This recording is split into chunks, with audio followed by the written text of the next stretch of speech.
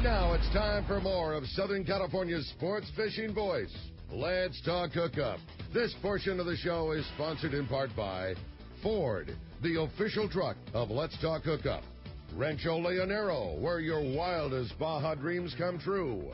Maui Jim Sunglasses, the choice of the best captains. Shimano Rods and Reels, fish with the best.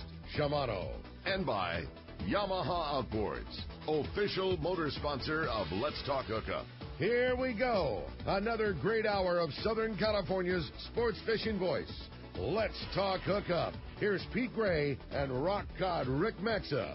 Welcome back, hour number 2. Let's talk hookup on the Mighty 1090. Pete Gray here, rock cod Rick Maxa here too, and we have Captain Dave Hanson, your saltwater guy. We're having a great time talking some fishing here. This guy talks fishing and lives fishing and breathes fishing, and he fishes all the time, and we're having a great time. We want to hear from you. If you want to talk fishing with the man, Dave Hanson, we want to hear from you this morning. It's been a very busy morning on the phones. Our local line, which is 858-457-1090, is totally packed up, but we do have an opportunity for you to get through on our toll-free number. That one's 877-792-1090. Again, 877-792-1090. Not only going to get a chance to talk to Dave, you also might be one of the very lucky callers, and thank you so much again to Dave and to the folks up at Akuma. We're giving away some great prizes today. One lucky caller is going to win an Akuma Cortez 5 reel, brand new reel going to one lucky caller, and then another lucky caller is also going to win that Akuma Cortez 5, which is a great local inshore reel, catching kelp patty, yellowtail,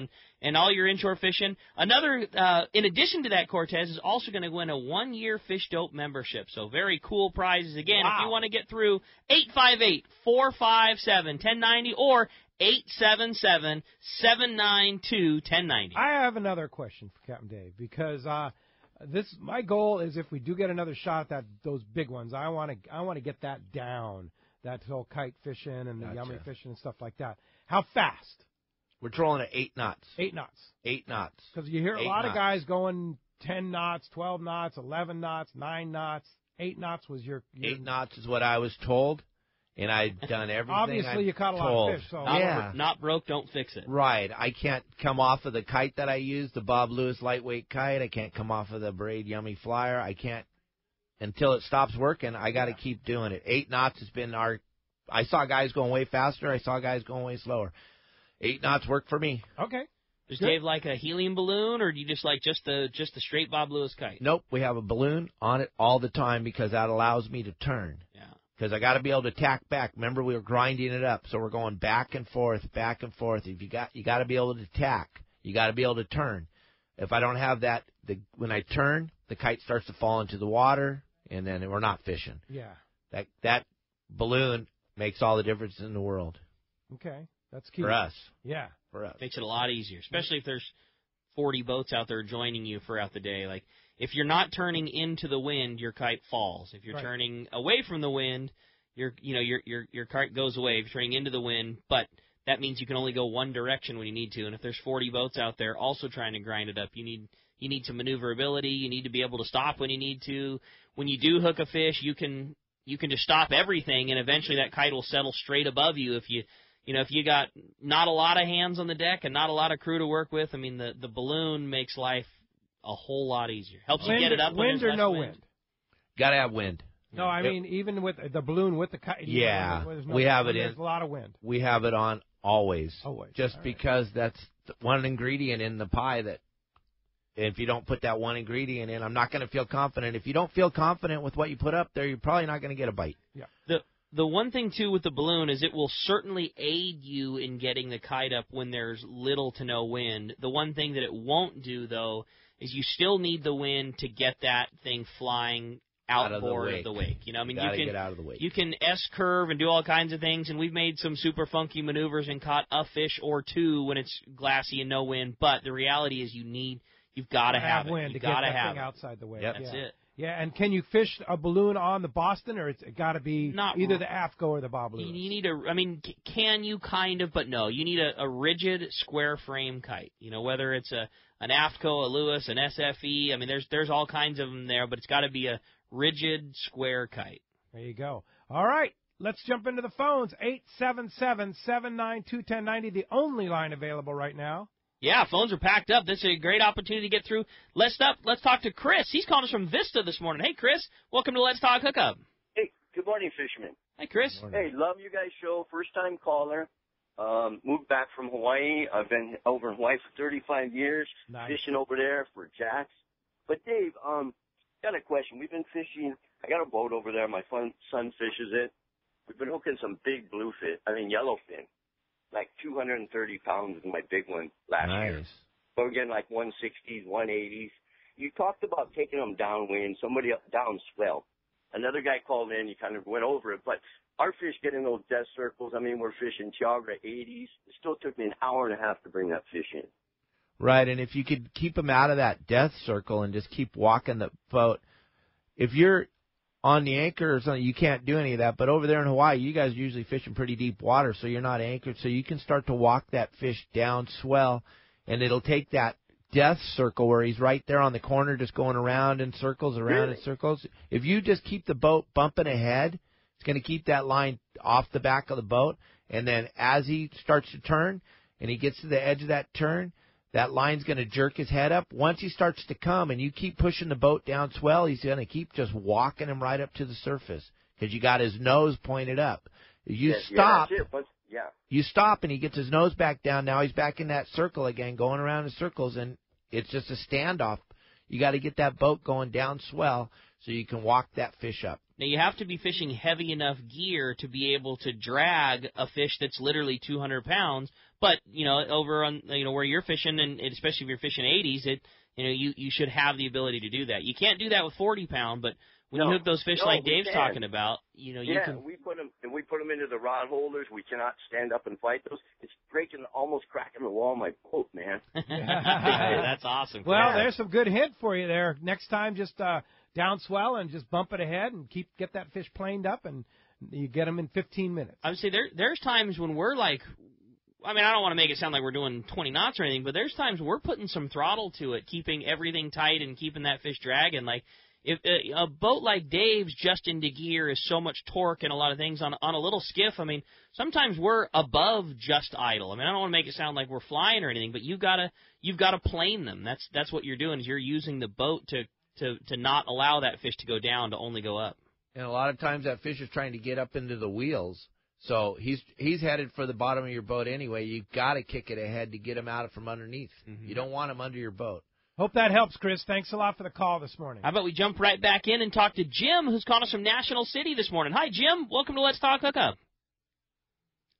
Good morning, Jim. So, Dave, last year I got a chance to hear you speak over there at the Valley High at the club meeting, and man, I'll tell you, in Southern California where we get force-fed with this political correctness, you were a breath of fresh air for me. I enjoyed that talk so much there, and I'm just glad I ran into Dave Hanson, and you'll always be at the top of my list when it comes to seminars, talks, whatever. Whenever I get a chance to see you, I'll be there, buddy, because I enjoyed that night so much. Well, thank you very much. That's all I got to say, Dave, and looking forward to seeing you at the Fred Hall this year. Okay? All right, we'll be there. Thanks, Jim. Appreciate the call this morning. Yeah, it's true. It's if you haven't seen a Captain Dave comedy show, it's there's no PC. We're trying to make fishing great again, one dead fish at a time. I like it. All right, how about next up we talk to Bob. He's calling us from Huntington Beach this morning. Hey, Bob, welcome to the show. Hey, good morning, guys. Question for Captain Dave there. Okay. Would you do swordfish trips out at the island? And what is the biggest fish you've had on board that boat? Okay, we are learning to do this deep drop swordfish. We brought Bobby Boyle, R.J. Boyle from Florida, the guy that's kind of invented this whole thing. We brought him out, fished with him for 3 days on our boat. He kind of took me to school. We slowed everything down, and he showed us exactly how they do it on the East Coast. And we have all the proper stuff, and we've done it probably 10 times now. And our claim to fame is our very first day we tried it, we got 147-pound Opa in 1,800 feet of water in front of White Rock at San Clemente Island. The bait was we were fishing at 1,800 feet of water, but the bait was only at 600 feet when it got bit by the Opa. And in all the years I've been doing this, I never saw an OPA before alive, so it was pretty spectacular. Did you think it was a sword the whole time you were fighting it? Well, no, because we had Bobby there, and he told me right away it wasn't a sword because of the way it was fighting. Yeah. But we're trying really hard to get this thing dialed in. I know there's some guys that are very, very successful in a deep drop type of situation right now that are still catching swordfish today, right now. They're still catching them. Top secret stuff that's happening out there, but this deep drop thing, it's going to explode here on the West Coast because now we're starting to learn technique, and it's working. There's guys actually catching deep drop swordfish in Southern California. So, yes, I'd be more than happy to take you out there and do it. The success of the commercial-style deep-set buoy gear fishery has for sure proven that, look, it is a viable thing. They bite out here, and it's just a matter of time until guys like Dave and guys that are doing it all the time really get it refined. I mean, there are people that go out in private boats that have targeted and caught swordfish, and the success that those deep set buoy guys have is no denying. There has been some crazy good scores, especially as of late, and it's just a matter of time until that gets totally refined for private boat fishing. And I would bet within the next 3 to 5 years that's something that all of us do with regularity and with success. Absolutely. Hey, I like it. Thanks a lot for the phone call this morning. That does free up 877-792-1090. It's been a busy morning. I want to have a chance to win 1 of 2 Okuma reels and a 1-year subscription to fishdope.com. There's your chance. All right. How about we talk to John? He's calling us from Escondido this morning. Hi, John. Welcome to Let's Talk Hookup. Hey, how you guys doing this morning? What's up, John? Hey, Dave. If we go over to Catalina or San Clemente to go lobster fishing, yes. Can we get an extended day permit from Department of Fish and Game? Yes. So that if we go past midnight, we can maximize our catch. Right. What you have to do is you have to go to the Fish and Game office there in Seal Beach.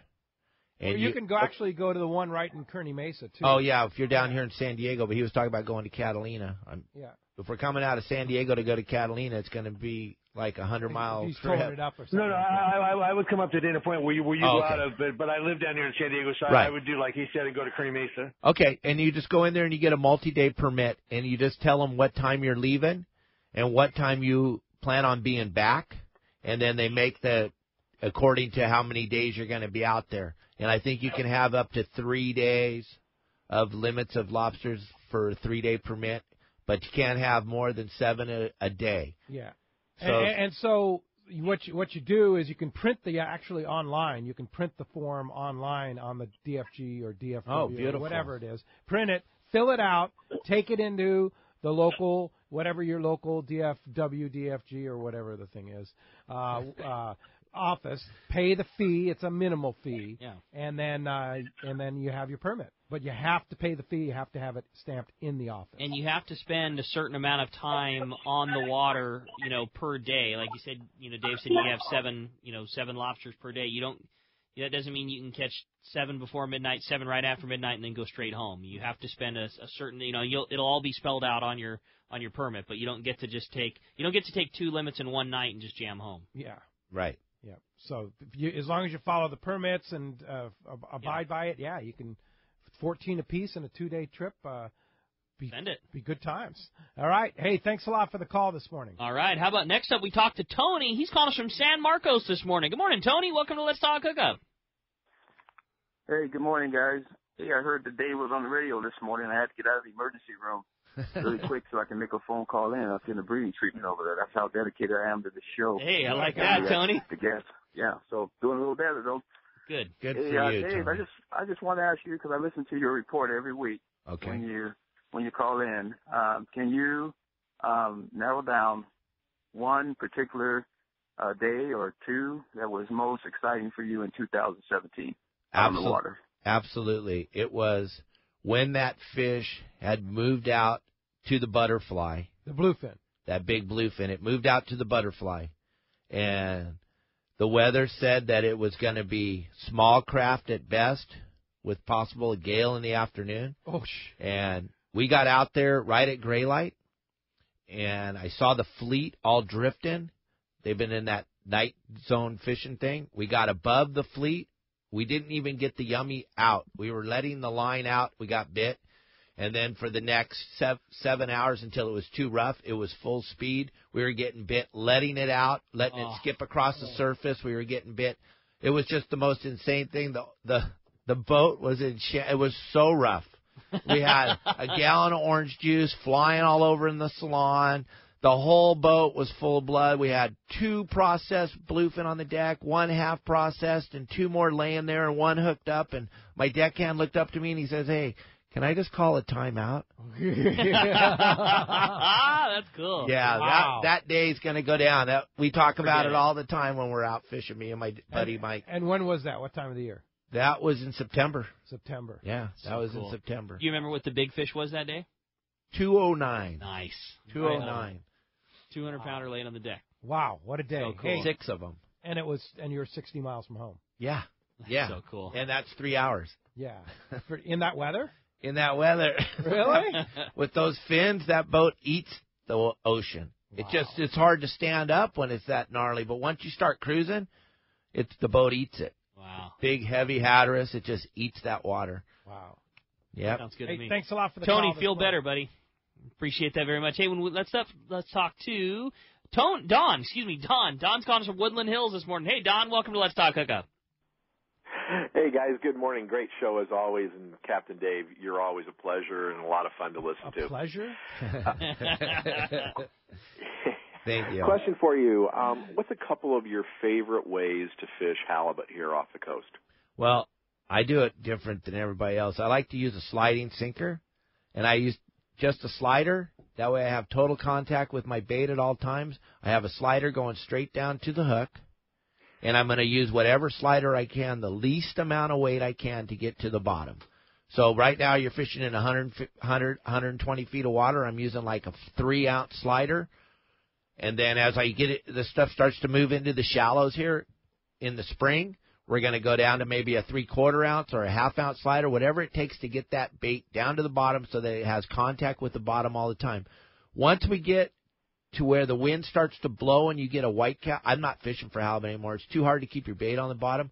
I like about 4 to 6 knots of wind, downhill current, downhill wind, and the least amount of weight that you can possibly get away with. Now, I know there's a million other ways to do it, and I know everybody's got their way. That's how I like to do it. You have an opportunity to put any bait on the line that you could. You have an opportunity at chovies and sardines and squids and mackerel and everything. If you had your druthers, what would be the bait that you're pinning on that rig? Grunion.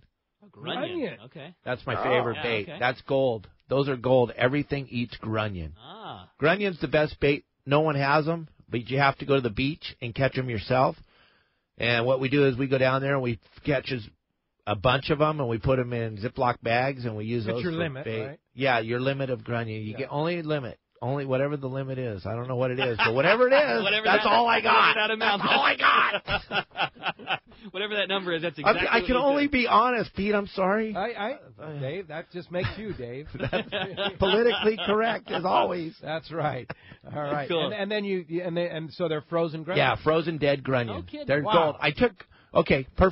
I took John Pratt, the captain of the bait boat. Buck was talking about him yesterday.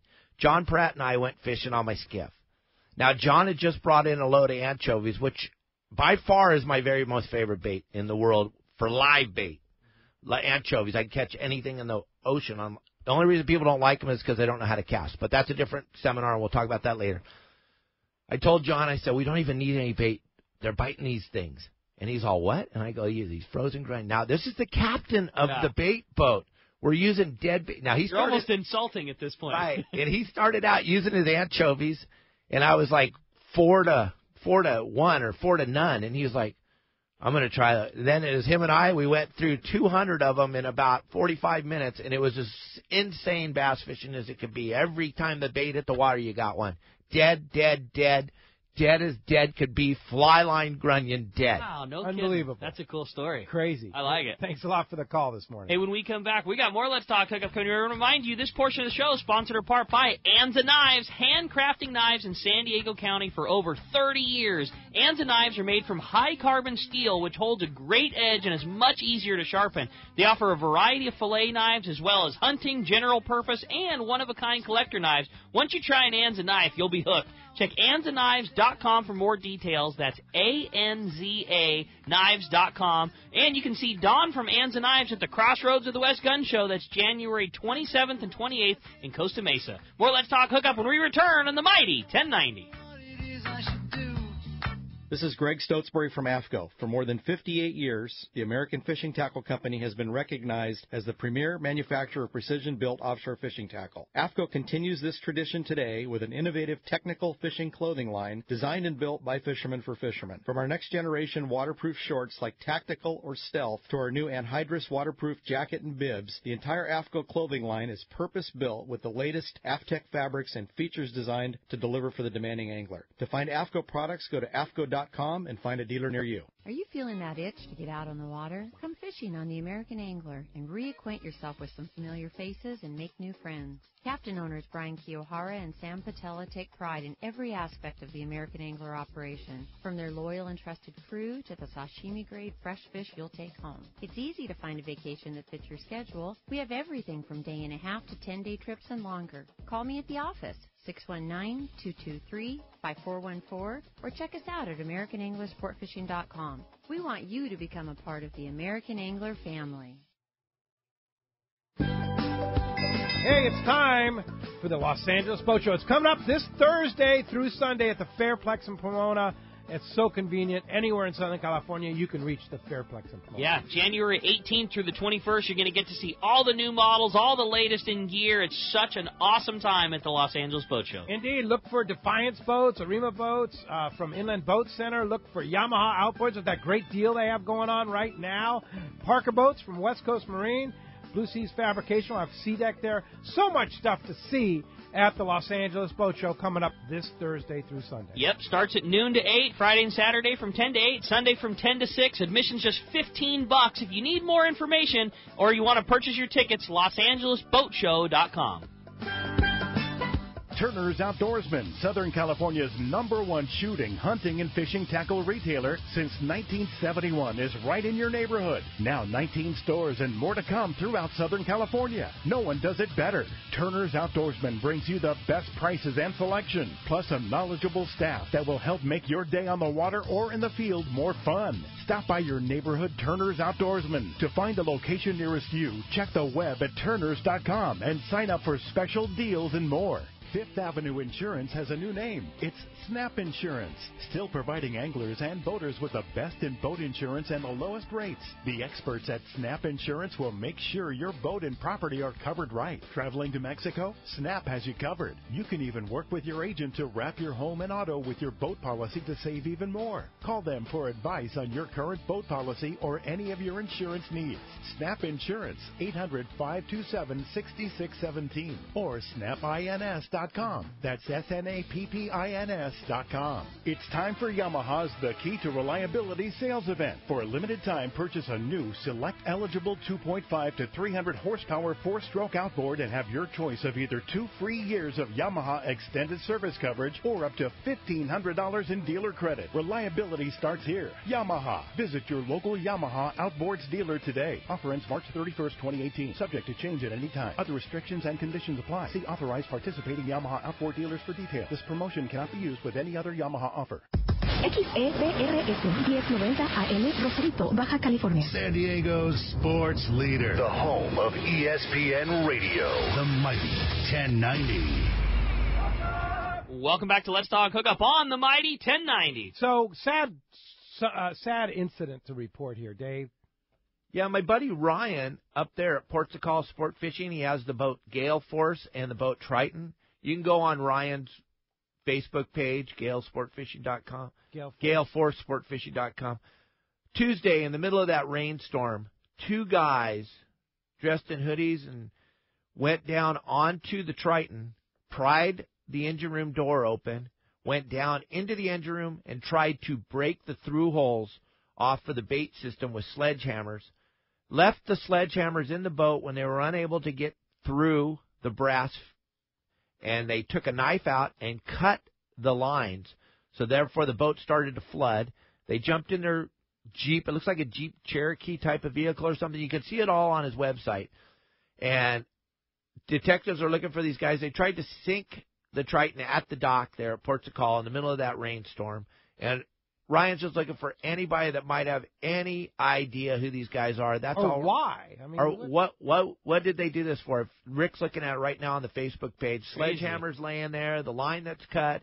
It's the most unbelievable thing It's hard to even comprehend why someone would do this to someone's livelihood, and a good guy like Ryan. So if anybody's got a chance, go to his Facebook page, look. There's pictures of the guys on there. See if you can maybe help locate these knuckleheads. And obviously somebody who'd had some knowledge of boats, too. Right, because they went right after the thing that would cause the most damage. Sure. And fortunately, they were able to save the boat. Yeah, the boat's going to be okay, according to Ryan. Yeah. There's some damage, but not a lot. Good news. All right. 877-792-1090. You want to get through to Captain Dave? Win an Akuma reel. There's your shot. All right. Hey, let's jump right back into it. This time we're going to talk to John. He's calling us from San Diego this morning. John, thanks for hanging in there with us. Good morning, guys. Wanted to ask Captain Dan, when you're getting close to landing these large bluefin, what kind of techniques and gear are you using to get the fish actually on board? Some good questions. Well, like I said, we're keeping the boat, never stop moving, even when it's time to gaff the fish, to bring it up proper to the side of the boat to inflict the gaff into the fish. We're going to keep the boat kicking down swell, keeping the boat moving the whole time. That fish, I tell my deckhands, don't dig for it. Wait till it's presented proper on the surface. And what you're going to want to do is you're going to want to hit him right in the pectoral fins, right in the middle of his chest. That rolls the fish over onto his back. The moment he rolls over on the back, there's no more movement. If you hit him in the tail or you hit him in the head, one gaff, that thing's probably going to rip the gaff out of your hand if you're not ready. But if you can hit him by yourself in the chest and flip him upside down, all movement stops. Now he's upside down alongside the boat. Your buddy can let go of the handle of the reel, grab the other gaff, and help you pull him on the boat. That's what we find is the most good advice. bestest.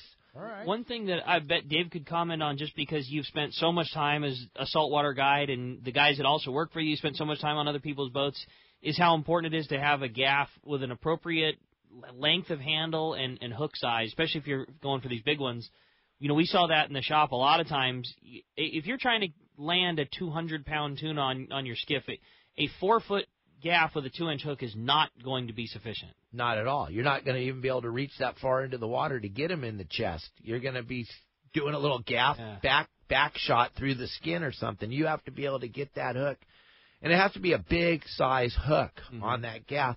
And aluminum or good fiberglass or good bamboo. Gaff, that good AFCO. Yeah, the AFCO gaff. Love that gaff. With a little bit of length on it, 6-7 foot, something that you can actually get into the water. I think length is so important on the gaff too, and people will think, I got a small boat, I don't need a big gaff. I mean, it takes 4 feet to get to the water, and if you want to be able to reach anywhere and be able to choke up on the thing, like a 6-foot gaff for most boats would be the minimum length that's appropriate for what you're wanting to do. And we see all the time, when I'm a guy who comes through the shop and always gravitate towards, 4-footers and 3-footers because they might be easier to handle. But in the long run, you need some length out of that gaff. Absolutely. You got to be able to get in the water past the leader. Yep, for sure. Hey, thanks a lot for the phone call this morning. Let's find out what's cooking. Yanni from Fisherman'sBelly.com is on the line. Good morning, Yanni. Good morning, gentlemen. Good morning. God, and we're talking about tuna. Hey, listen, last week I was invited to speak at the San Diego Angling Club, and I got to tell you, it was just a great club, great group, and I got to encourage all the fishermen in SoCal to join a club. Just go to Google and Google SoCal fishing clubs, and there's plenty of them. Good. But listen, everyone at the club seemed to have the same problem, and that is too much frozen tuna in their freezers. So that inspired my new recipe. All you have to do is grab some frozen tuna, grab some avocados, and grab some pickles. Watch my video, and you guys will end up with the most insane tuna, avocado, and pickle sandwich that you've ever eaten. Believe me. And my new recipe is up at Fisherman'sBelly.com.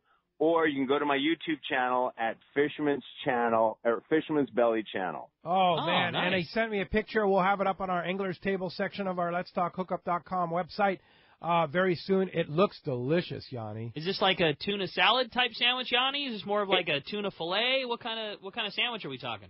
Yeah, you know what? That's a good question. It is a tuna salad type sandwich, and what's really great is you end up mashing the avocado just like you would in a guacamole, and you mix it with the tuna, so it's unbelievable. Nice. That sounds killer. Great. Yeah. All right. Fisherman'sBelly.com. Yanni, great job as always, and we'll talk to you in a couple weeks. Thanks, fellas. Have a great day. All right. Thanks, appreciate Yanni. that. All right. Hey, let's jump right back into the phones. They're packed up. Bob in Simi Valley. You're up next with Captain Dave. What's up, Bob? Hey, good morning, gentlemen. How we doing this morning? Great. Great show. Thank you. I got a couple of questions for Captain Dave. You know, I was wondering how much impact vibrations from the boat make on scaring fish away, and I guess particularly I'm wondering about the Seakeeper. I guess that thing's like a giant gyroscope or something in a boat. Also, I was going to ask you if you would be willing to come up to the Ventura area to work, help Guy out on the boat. Yeah, I've been up in the Ventura area before. It's like it has to be a 2-day type of deal because it takes 4 hours to get up there normally. Now I can't even comprehend what it must be like with no roads to get there. Now that mudslide, it's got to be. Well, you can get to Ventura, you just can't get to Santa get Barbara. past Ventura. Okay, but what was the first question again? I'm sorry, I got locked onto. How much impact does, say, vibration of the boat have on scaring fish away, and in particular, impact of a Seakeeper? Like if you put a Seakeeper on, the noise and such like that. Well, perfect example. Our good friend, you guys, Pete Grossbeck, Seakeeper, his boat that he was running, the Sea Bandit, and again the Sea Bandit this year, it has Seakeeper. It was one of the first big boats to get the Seakeeper here on the West Coast. Tournament, keeps winning the Bisbees, keeps winning, keeps placing in the Bisbees, keeps winning massive amounts of money. So that tells you right there that Seakeeper's not really affecting anything because those blue and black marlin are coming right up on that boat and eating the bait, and that Seakeeper never gets turned off. As far as bluefin go, yeah, they're very susceptible to the sound of the noise of the. But I'm telling you what, I ran sport boats for a long time with my father, and we make more noise than anybody. I mean, we got 2 bathroom doors slamming. You got a guy on the PA yelling your cheeseburger's ready, and you got people yelling and screaming, babies crying. Generators, exhaust. 2 generators going, exhaust.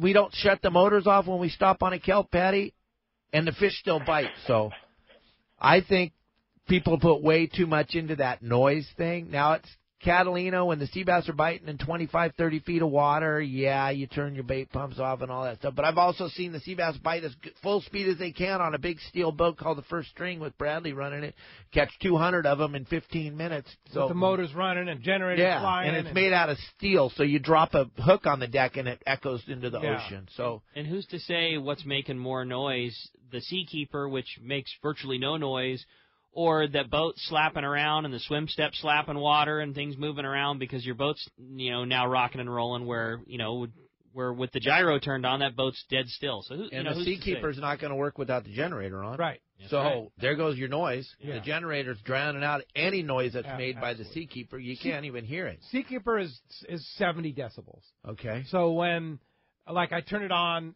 the boat with shore power on, and you can hear it. Oh, there's no question about it. 70 decibels is 70 decibels. It's kind of I don't know what to akin it to, but once you turn the generator on, you don't hear it. Right. Yeah. So there it goes. Because and I have a super quiet generator. I have a brand new generator that's got a box around it and stuff like that. But which all you can hear is the water coming out of the stern. So it's like kind of water coming out of the exhaust, and the Seakeeper kind of about the same amount of noise. So got it. There you go. Hey, thanks a lot for the call this morning. With all that said, would you go back? No. Having a Seakeeper? No way. No. No way. It's like ridiculous. That's like I think that's one of the stipulations of Dave going on your boat is now it's got to have at least a stabilizer. Got to have some type of stabilizing stabilizing system, right? I don't want my coffee falling over. Gosh sakes, yeah. And that's the thing about the Seakeeper is it's revolutionized. Yeah. What's going on here? Everybody that comes on my boat start scratching their head going, how can I put this on my boat? The truth, man. It's right. like, yeah, that's it. And once you've stepped on a boat, it just for the rest of the time that you're on a boat that's not stabilized, it's just like, what are we? What am I doing here? Yeah. What am I doing here? Yeah. That will be another thing that it'll take a while because costs and all these things, but that will be another thing that every boat has at some point. Yeah, when a manufacturer, once the Seakeeper comes out with the Seakeeper 2, which comes out this year, which is going to take care of boats from 25 to 30 feet, like your boat. Right. You could put one in, and it's battery operated, so you don't need a generator. Once that comes out, it'll be just like from a 25-foot boat up to a 150-foot boat, it'll be an accessory that you can add when you're building a boat. Yeah, it'll be like air conditioning in a car. Right. It's going to get to the point, and I'm not saying it'll happen tomorrow or the next day, but it'll get to a point where there's just not a boat that's made that doesn't have it, that goes into the ocean. It just won't. It's just that key of a piece of gear. Yeah, amazing. Like having a pair of gyro binoculars, right, Dave? Absolutely. I couldn't fish without them. How many years ago? 5 years ago, maybe? Gyros? Who has those, right? And now, who doesn't have those? Right. That fishes hard. Yeah, that if you fish for a living, you better have a pair at least one, maybe fish for two. a living, or if you spend, a couple $100 every time you go fishing on fuel. If you value your time and value your ability to catch fish, you can't put a price tag on it. I mean, trust me, this is coming from a guy that doesn't make a ton of dough, and I have a 25-foot boat, and we have 2 pairs of Fraser Volpes on our boat because it's just you can't put a price tag on what they do for you. Yeah, for sure. Got to just figure out a way to make it happen. You bet. Hey, let's go ahead and jump back in the phones. Kevin in San Clemente, you're up next on Let's Talk Hookup. What's up, Kevin? Good morning, Glenn. This question's for Pete and Rick.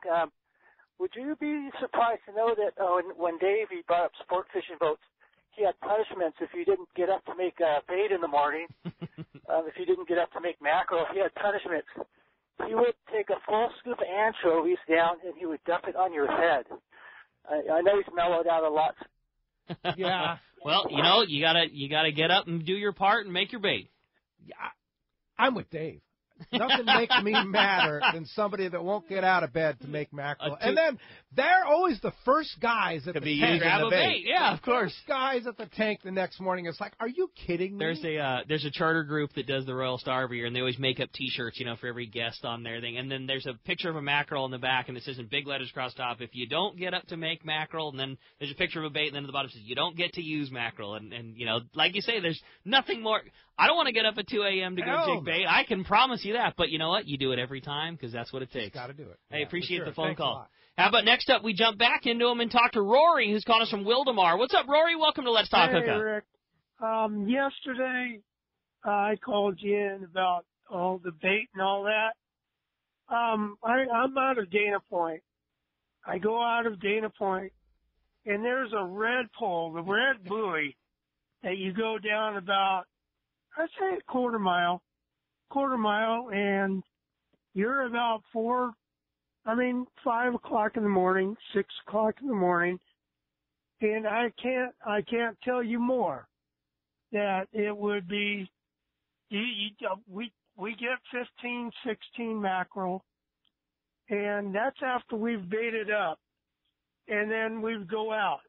But the question is that for Dave Hanson, I'm computer illiterate on my boat, and I need you to get on my boat so you can set it up right. I've got the sonar, I've got sonar, the GPS, but all the things are on the. You need to figure out how. You need somebody to show you how to use all your gadgets. That's what it is, Dave. I'm the guy. You do that, right? That's what I do. I'm on it. Like I said, I was on 142 different boats last year. What we do is you don't have to read that manual. That doesn't make sense anyway. We just show you what buttons you need, what buttons you don't. I tell everybody, film it on your smartphone. Everybody's got a phone with a camera on it. Film what I'm showing you so you can always look back on it. Just figure out a day, give me a call, and I'll be more than happy to help you. YourSaltwaterGuide.com, phone number, emails, right on there. Right, exactly. Just go to the website. You can check it all out. Or if you don't, 949-374-0786. One more time. 949-374-0786. There you go. Thanks a lot for the call this morning, Roy. Kenny in Hawaiian Gardens, you're up next on Let's Talk Hookup. What's up, Kenny? Hey, morning, guys. Morning. Dave, on your lobster trips, I suppose you guys do some calico bass fishing in the dark. And what would your go-to lobster bait be? And what gear do you use? Okay, what I use is whatever they have at the bait barge that's alive.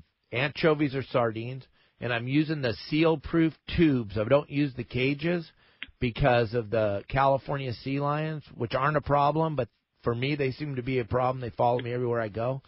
And so I'm using those seal-proof tubes that are made by Promar. And I'm filling them up with the sardines or the anchovies. Whatever they have that's the most freshest bait you could possibly get seems to work the best for me. The fresher, the better. I have 2 sets of tubes. I have 10. One goes in each hoop net, and then I have another 10 in a milk crate on the deck that we switch out about halfway through the night so that we're back in with fresh bait.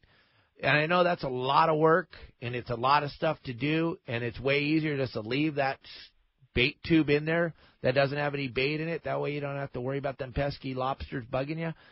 But what we try to do is keep fresh bait in it all the time. It's a constant battle to make sure. A lot of times when you're over there at the island or you're on the coast and you're catching nothing in your hoop net, and then you look and your tube is filled up with those sand fleas. I got to move. When the sand fleas get on the bait, it seems like you don't catch any lobsters, so I move. I go to a different area. The bait that I love to use is sardines or anchovies, whatever they have live. You chop it up, or you just... Yeah, we just put a couple cuts in it and just keep filling the tube till it's stuffed full. Now, if I get over to the island and the bonita are biting, sure, I'll use a little bit of bonita in there. I used to think you weren't allowed to, but I talked to several of the Fish and Game guys, and they say that they have no problem with us using bonita as long as we're not using more than our limit. If you got 5 guys on the boat, you can have, 5 25. Per person. You have 25. That's going to bait a lot of hoops. Yeah. So, but the freshest the bait, the best. Those long antennas on the lobsters are set up to feel the electricity coming off of the bait when it just starts to decompose. Everything's got electrical field around it. I was told those antennas are for picking up the electrical field. Stinky, rotten bait is not the best. Fresh bait's the best. There you go. Thanks a lot for the call this morning. Great info right there. How about Kyle from Huntington Beach up next on Let's Talk Hookup? What's up, Kyle? Yes, I'm here. Hey, Kyle. Good morning. Hello. I was calling about a technique that I was actually shown from a gentleman, the troll for halibut. Have you ever heard of anything like that? Yep, my buddies bounce ball for them, and it's deadly. It is the most deadly thing. You got to make sure your boat goes slow enough. It's just like fishing for salmon. You got big flashers. You have a big round ball. The thing's dragging in the mud, and that flasher's back behind it, a couple feet behind it, and then back behind the flasher is another little leader, and then at the end of that leader is like a hoochie skirt or something with your bait on it. And those halibut love to jump on that slow trolled bait on the bounce ball rig. So, yeah, I see a lot of people using it all the time. Flasher attracts them to it. Yeah, and it's very deadly. Yep, for big ones, too. Yeah, they get a lot of big fish. It's a great way to cover area, but you need to have clean area to fish it. The only downside to fishing a bounce ball rig is it can definitely be snaggy. So if you're in an area that's... You like that, though, right? You have a tackle company. We like, Fisherman's Landing Tackle. We highly recommend. You want you to drag them through the kelp, fish right? cobblestone. That's where you want to be. You want to be in that cobblestone. You want to slow troll through the middle of the kelp. But that's the only downside is, you need to have clean fishing. You need to have, not a lot of snags, because just, once you get stuff snagged up on your gear, you lose it. So if you got nice clean area, there's no better way to cover ground, and you're hooking them on heavy line and bigger hooks, and it's a good way to put them on the boat. Indeed. Okay, he did that. Yeah. He did that also, but the reason I'm calling is he actually gave me one of the lures. It kind of looked like a bass lure. It's like a chrome bomber, if you know bass lures. Yep.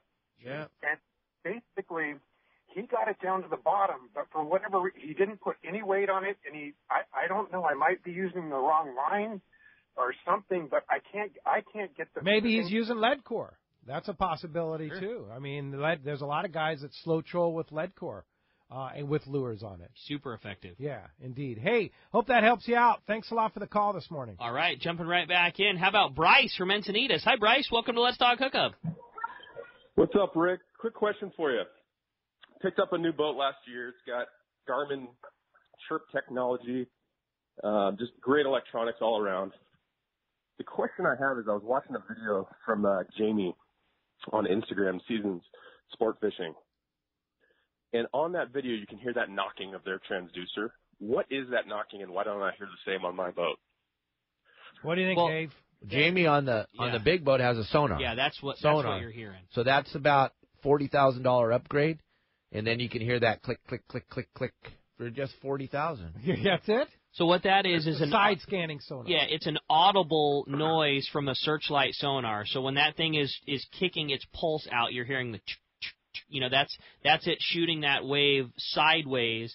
And when it hits something and returns back, it makes a more solid noise. So it's just a way of being able to hear what's on the screen rather than just see it. So so Dave can look at his fathometer and look through his binoculars and look through all the other things while hearing what's going on in the sonar. And then when you have a positive return, it makes a different noise, so to put your binoculars down and see what's on the screen. And then also, if you listen to Let's Talk Hookup, you'll hear the captains calling in from on the water, and a lot of times you'll hear that noise in the back. That you did it pretty well. Yeah, there's nothing that is my favorite part of when somebody calls in and hearing that sonar chirp, chirp, chirp, chirp, chirping in the background. It's just there's nothing like it, and it's just such a dead background white noise until you hear what you're supposed to hear. And you've never seen a captain's head swivel back so fast. He could be in the deepest conversation telling you about the big fish that he caught the day before, and as soon as you get that knock on the sonar, it's game time. But a different sonar than a traditional up and down like we have. Indeed. Hey, thanks a lot for the call this morning. And when we come back, we got more Let's Talk Hookup coming your way. We're going to find out who's got themselves a brand new Akuma Cortez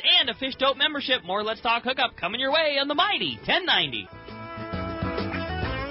Hey everybody, this is Captain Dwayne Diego, 4-pack charter captain, here to talk to you about Parker Boats and the good folks at West Coast Marine. When it came time to start Pinnacle Sport Fishing and get my own boat, there was only one choice. I wanted a Parker. Then there's a real good reason for it. The fishability and seaworthiness. I've been fishing on Parkers for years now, and I know the abuse they can take. Parker Marine builds a heavy-duty, industrial strength boat, probably overbuilt, but that's what I need when we're out 12 hours a day, over 300 days a year, running charters. The guys at West Coast Marine built me one heck of a fishing boat. From the custom tower with steering and throttle controls to the backup bait pump system, my Parker 2520 XLD will deliver me to the fishing grounds reliably and safe. Take it from me. If you're ready for a new Parker at a fair, upfront, honest deal, you need to see Kevin Kelly at West Coast Marine, located at 1555 Newport Boulevard in Costa Mesa, or check them out and their inventory and information online at westcoastmarine.com. For over 5 decades, Lee Palm Sport Fishing has set the standard in long-range fishing that they pioneered long ago.